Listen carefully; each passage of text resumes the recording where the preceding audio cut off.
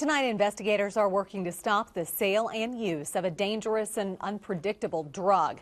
Now common in Southeast Texas, synthetic marijuana was once legal and sold in convenience stores. It's now a black market drug creating challenges for law enforcement. KFDM's Haley Bull is investigating. She joins us live in the studio to share what she's learned. Haley? Kelly, prosecutors and officers tell us there's a common misconception the drug is safe and legal, used by people to get high and still pass a drug test. But synthetic marijuana is not safe. In fact, it can kill. KFDM has spent months looking into the problem. Tonight, we hear from a former user, an undercover officer, and a top federal prosecutor.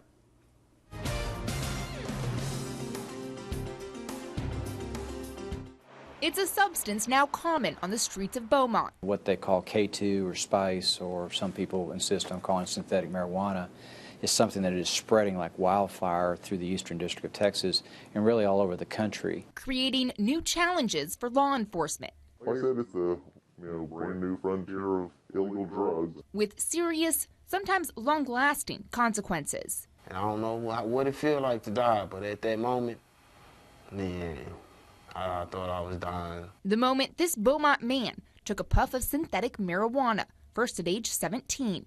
Me just trying to fit in, basically, trying to be cool. The now 22-year-old says at first he smoked it every day. You're not yourself, really. It's like you can't function. Then on and off again until he learned his girlfriend was pregnant. It was like, okay, I need to stop, and I stopped. But the effects didn't end then. I had 2 seizures in the delivery room the day that my baby was born. Like 2 minutes after he came out, I woke up and I was in the emergency room and they said I had 2 seizures, and that really, it got to me. His story, a small snapshot of a widespread problem.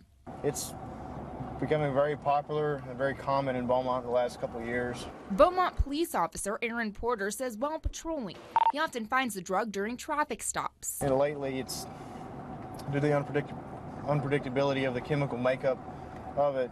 Everybody's reacting differently to it.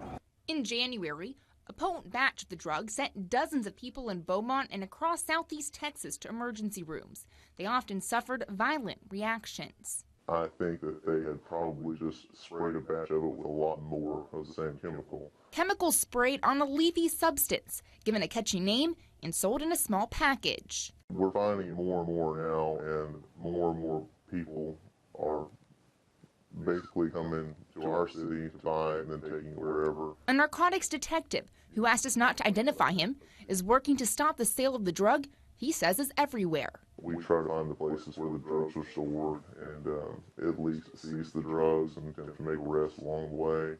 But the officers and prosecutors fighting this unpredictable drug are facing challenges. There is packages of K2 and spice that are not controlled substances.